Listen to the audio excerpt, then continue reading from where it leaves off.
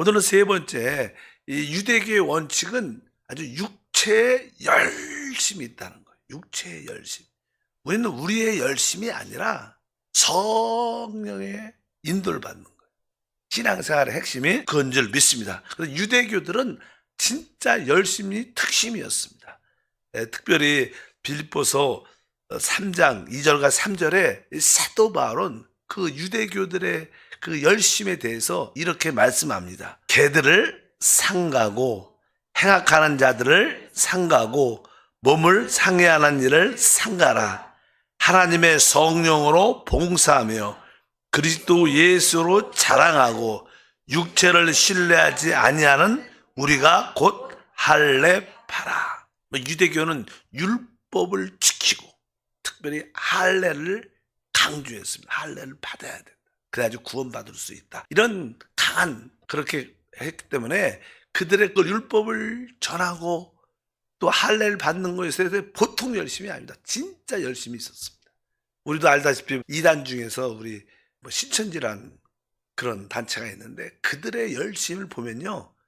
상상을 초월합니다. 그런 것을 보면 우리가 이 종교인들은 진짜 열심히 특심인데 여기 보니까 개들을 상가고 그런 유대교들에 대해서 사도 바울의 아주 강한 표현들이 있죠.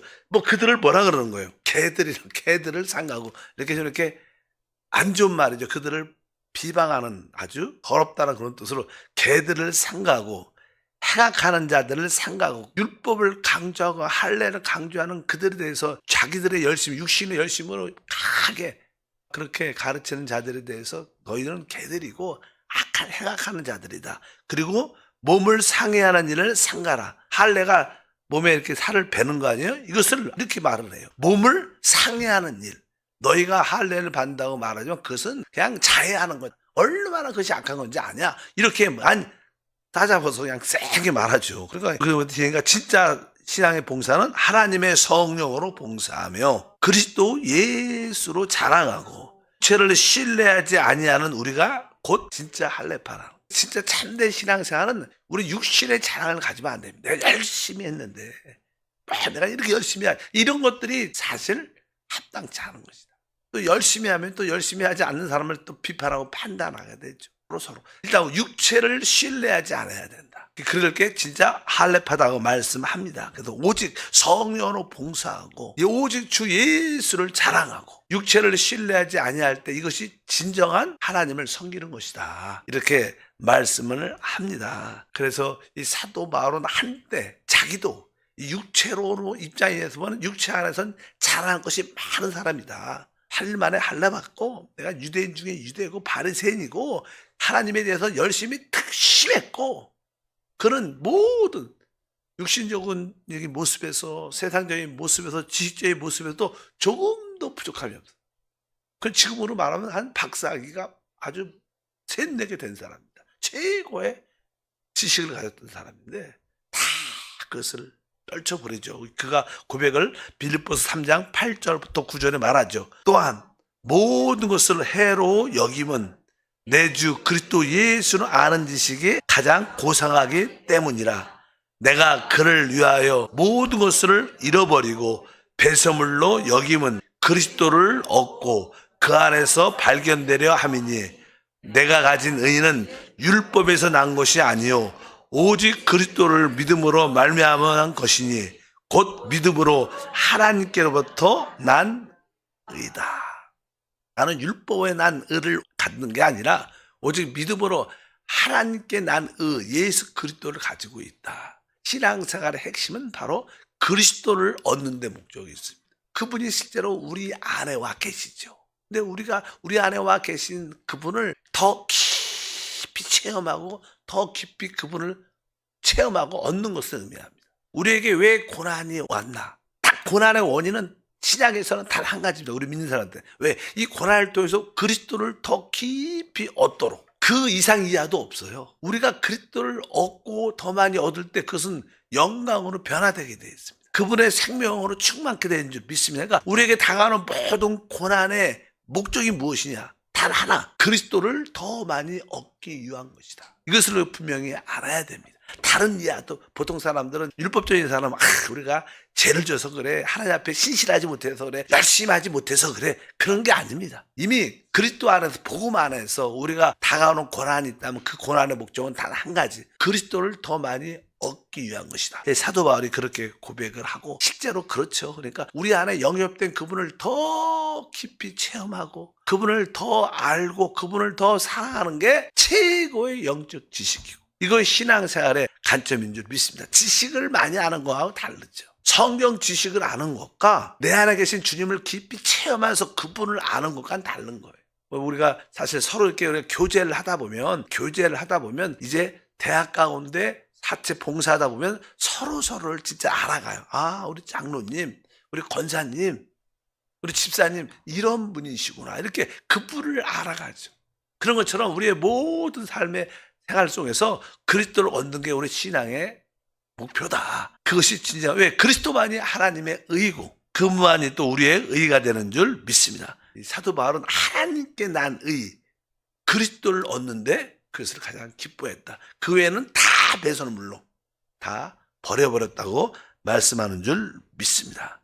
근데 여기서 특별히 사도 바울은 종교적인 열심을 갖는 그것을 종교적인 세상이라는데 우리는 사실 세상에 잘 안 나가죠. 그냥 아직까지 온전한 구원의 확신이 있고 세상에 빠져있는 사람들은 세상의 영향을 받지만 대부분 믿음의 사람들은 세상의 영향을 그렇게 많이 받지 않습니다. 그냥 믿음으로 사니까. 근데 이 교회 안에 들어왔을지라도 종교적인 세상, 종교적인 자기 열심히 빠진 사람이 있어요. 그래서 사도 바울은 내가 세상에 대해서 못 박히고 못 박았다 이런 표현하죠. 갈라디아 6장 14절에 그러나 내게는 우리 주 예수 그리스도의 십자가 외에는 결코 자랑할 것이 없으니 그리스도로 말미암아 세상이 나를 대하여 십자가에 못 박히고 내가 또한 세상에 대하여 그러하니라. 여기서 세상은 우리가 사는 저 밖에 있는 세상이 아니라 나의 이 종교적인 유대교적인 그러니까 종교적인 열심을 갖는 그러한 세상을 의미합니다. 바로 이러한 것에서 우리가 확실히 끝을 내야 된다.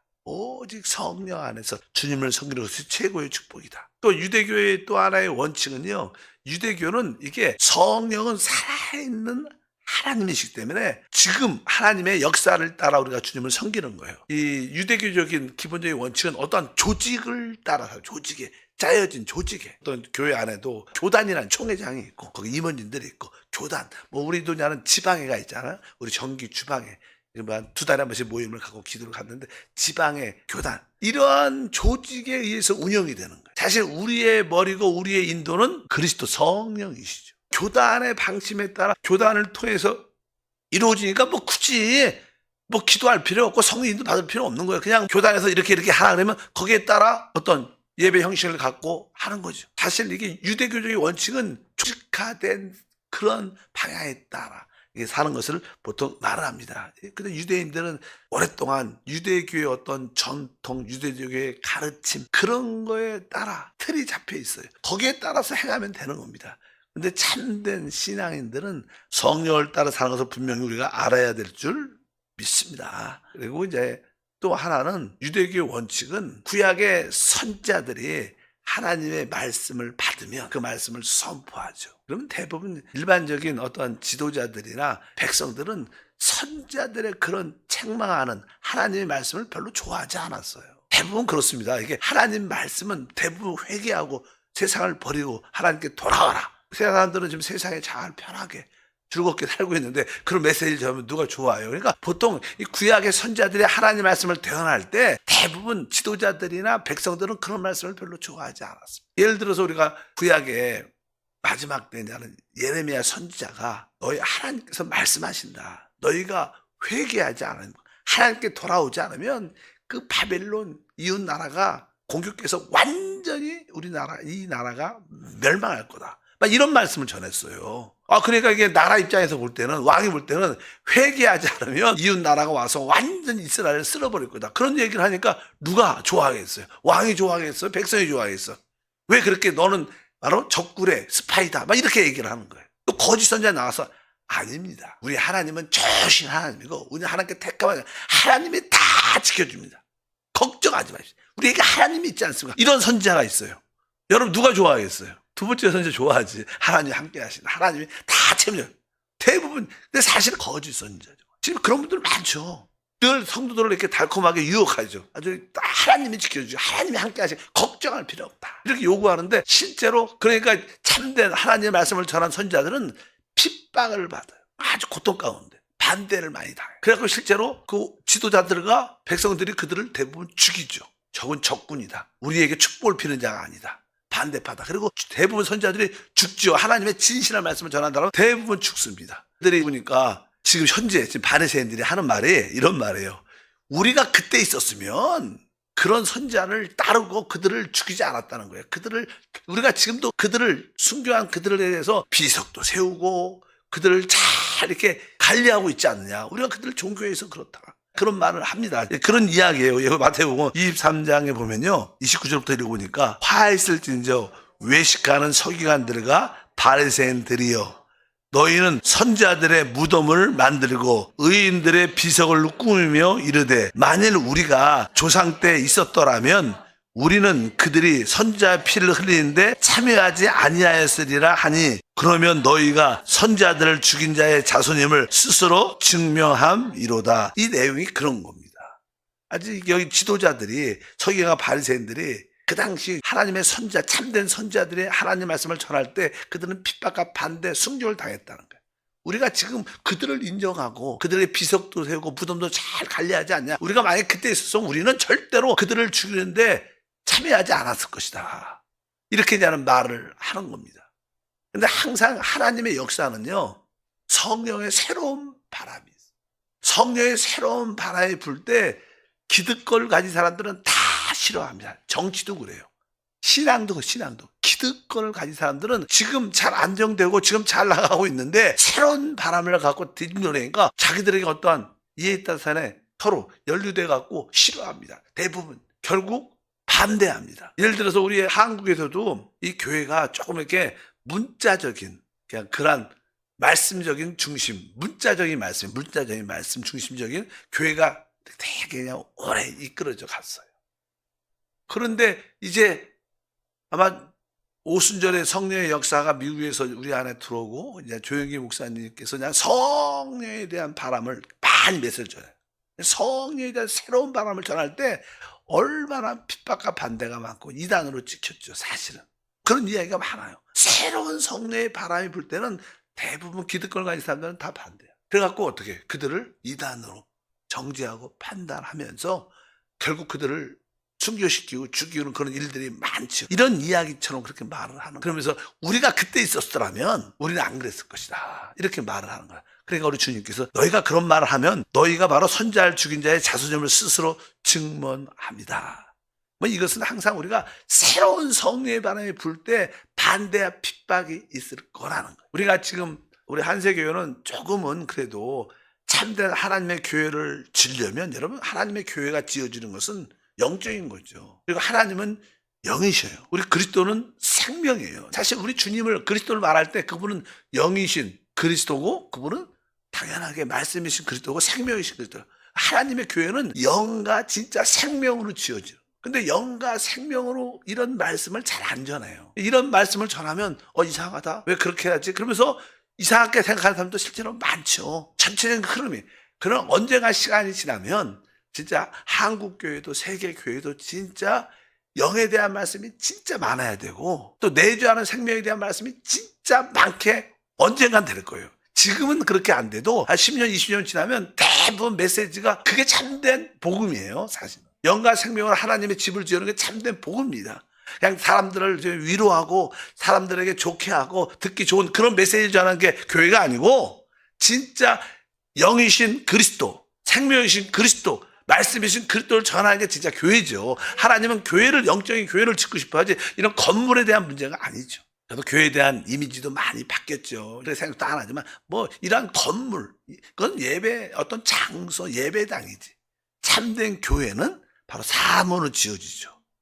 근데 여러분 안에 거듭난 영과 여러분 안에 영접된 그 예수의 생명으로 우리가 하나 되고 영적 집을 지어줘서 그 가운데 우리 주님이 함께 하셔서 그것이 새 예루살렘이 되는 줄 믿습니다. 이런 이렇게 새로운 바람이 불 때는 항상 옛날에 습관, 전통을 붙잡고 있는 기존적인 교회 스타일을 붙잡고 있는 사람들은 항상 반대하죠. 우리 교회 같은 경우에는 우리 찬양예배를 보면 우리가 지금은 그냥 성가대가 없잖아요.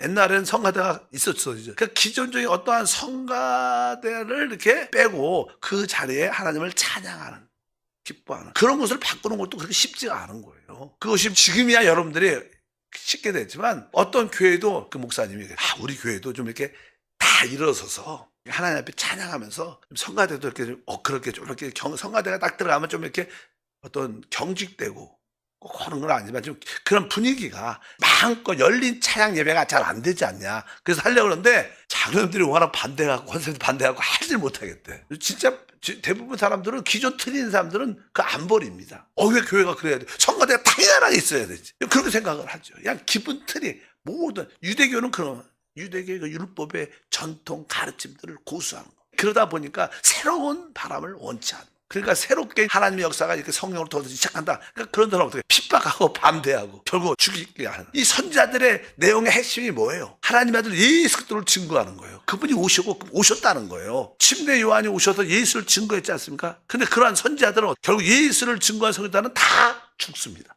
선지자들이 진짜 너희들이 선지자를 믿었으면, 그들을 따르기를 원했다면 바로 그들이 증거한 나를 믿어야 되지 않느냐, 나를 따라야 되냐. 근데 예수님을 따르지 않고 반대하고 결국 예수님을 죽이죠. 그게 뭐예요? 종교입니다. 그게 종교예요.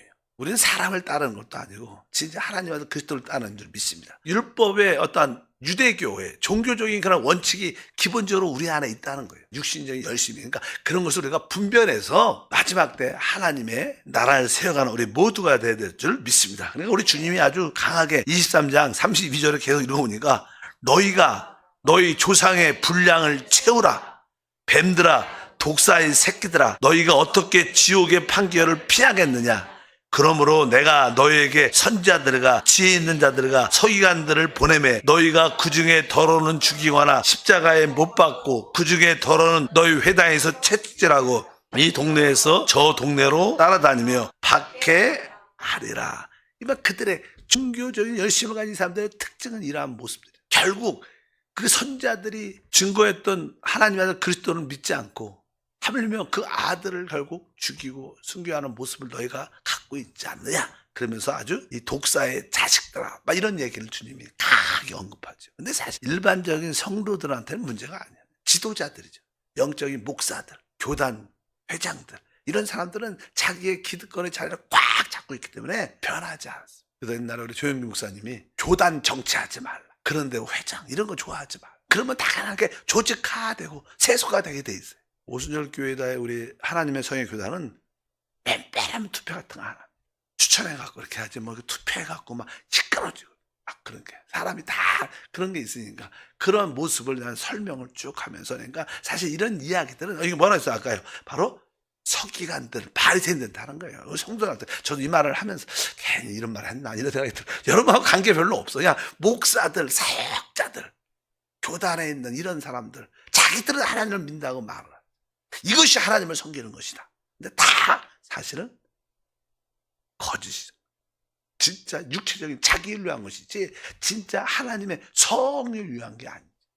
이란 말을 주님이 아주 강하게 언급하는 걸 통해서 다시 한번 실제로 우리가 하나님을 진짜로 따르려면 하나님이 주신 하나님 말씀을 우리가 믿어야 되죠. 우리가 하나님 말씀을 믿으려면요, 그 말씀을 나의 것으로 만들려면 그만큼 어떠한 환난과 고난과 핍박을 겪어야 되는 거예요. 우리는 그냥 예를 들어서 마르틴 루터가 쉽게 오직 의인은 믿음을 말미암아 살아요. 오직 믿음으로. 여러분들은 그것을 진짜 쉽게 믿죠. 왜? 이미 우리 선진들이 그 진리를 깨어났어요. 근데 마르틴 루터 그 당시 입장은 진짜 자기의 목숨을 걸고 그거 하나 얻은 거예요. 그 핍박과 반대를 다 겪고 그것을 깨닫고 캐톨릭과 투쟁하면서 결국 거기서 쫓겨났죠. 그 캐톨릭에서 나와서 신분 거기서 나온 거예요. 자기의 어떤 고난과 핍박과 반대를. 그러니까 우리가 어떤 진리를 나의 것을 받으려면 그냥 이게 진리니까 쉽게 받는 그렇게 생각하지만 사실은 우리도 사실 그 믿음으로 내가 오직 살겠다. 그럼 믿음으로 살려야 하는 투쟁과 노력과 헌신, 말씀을 지키려는, 죽으면 죽겠다 말씀 안 해서 이런 마음이 있어야지 나의 것이 되는 것이지 그냥 믿음으로 구원받아 그냥 쉽게 받는다는 거예요. 체험을 통과하지 않는다. 그래서 안 돼. 그러면 그냥 지식적으로 된다. 이런 뜻을 말해. 여러분들이 만약에 기도로 응답받는다 하면 진짜 기도로 한번 해서 응답을 한번 받아봐. 우리 교회 보통 우리가 신유의 축복 있죠. 신유의 축복. 하나님 뭐예요? 주님이 채찍하고 나음을 주셨어요. 그러면 진짜 이 말씀이 이루어지나 안 이루어지나 한번 붙잡고 끝까지 한번 해봐야 돼. 아무리 기도해도 안 나도 하나님 주님이 채찍하고 나에게 나음을 주셨습니다. 주님이 나의 연약함을 짊어 주셨습니다. 그리고 끝까지 기도해보고 안 돼도 끝까지 하나님 이 말씀 반드시 이루어집니다. 또 싸우고 또 기도하고 또 싸우고. 그러니까 실제로 그런 고난과 환난과 강군을 통하여 한번 이 말씀이 진짜구나. 그래야지 그 진리가 내 거지. 하나님이 우리를 위해서 다 고치셨대. 그냥 그런가 보다. 그러니까 잘 체험이 없으니까 안 믿는 것도 하고 믿는 것도 아니야. 그냥 그래. 그냥 사실을 갖고 있는 거. 근데 옛날에 선지자도 하나님 말씀했으면 그 말씀을 진짜 믿고 지키려고 결국 박해와 핍박과 순교까지 하는 사람들. 그들은 지식으로 아는 거지. 이렇게 서기관과 바리새인 지식으로 성경을 아는 거야. 그거 다 아는 것처럼. 우리가 한세교회도 그냥 양육고가를 쭉 하다 보면 양육고가 조금만 지나면 수준이 높죠. 그러니까 영적인 말씀을 쭉 읽어보면 이해는 가요. 근데 체험은 없어. 그러니까 이해를 갖고 난 다 안다고 생각해. 그건 지식을 아는 것이지. 그 말씀이 나에게 체험이 되려면 어떻게 해요? 과정을 겪어야 돼요. 예를 들어서 요셉이 진짜 이렇게 꿈을 갖죠. 하나님의 주신 꿈. 모든 가족들이, 모든 형제들이 자기한테 절하는 꿈을 꿔요. 그렇잖아요. 그럼 하나님 주신 놀라운 꿈이죠. 근데 그 꿈이 금방 이루어졌어요? 그 꿈이 이루어지기 위해서는 20년 이상 형들한테 미움, 버림받고, 감옥에 갔고, 오해받고, 이런 가정을 겪어가고 그 말씀이 나중에 이루어지는 거예요. 그러니까 우리가 하나님 말씀을 받으면 시련을 통과해야 되는 거예요. 그냥 그 말씀대로 이만 말씀이니까 그대로 될 거다 이게 아니고 그 말씀을 가졌으면 그 말씀이 이루어지기 때문에 내가 믿음을 끝까지 지키고 그 말씀을 지키려는 믿음 가운데 있어야 끝까지 믿음을 가지고 말씀을 가지고 있어야 그것이 나의 것이 체험이 되는 것이지 지식만 갖고 있다가 내 것이 아니야. 근데 이 서기관과 바리새인들은 종교인들은 지식을 알고 있죠. 그래서 다 아는 것처럼 말하고. 그러니까 예수님께 뭐예요? 책망을 받는 거예요. 그래서 우리가 신앙을 올바로 이해를 해야 된다. 아까 말한 유대교의 원칙은 바로 다 아는 것처럼 말해. 나 성경 지식 알아. 난 그거 알아. 나 그거 공부했어. 다 알아. 근데 진짜 내가 자아를 처리한다. 근데 그건 말은 아는데 진짜 한번 자아를 버리기 위해서 내가 끝나기 위해서 얼마나 울어야겠어. 얼마나 아파야겠어.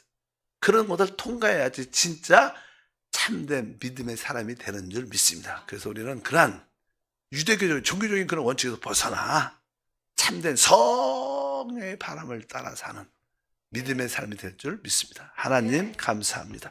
다시 한번 주님을 참되게 섬기고 하나님의 교회로 지어주기 위해서 믿음의 길을 가고 그 진리들이 우리에게 체험과 실제와 누림이 되게 도와주옵소서. 예수 이름으로 기도합니다. 아멘.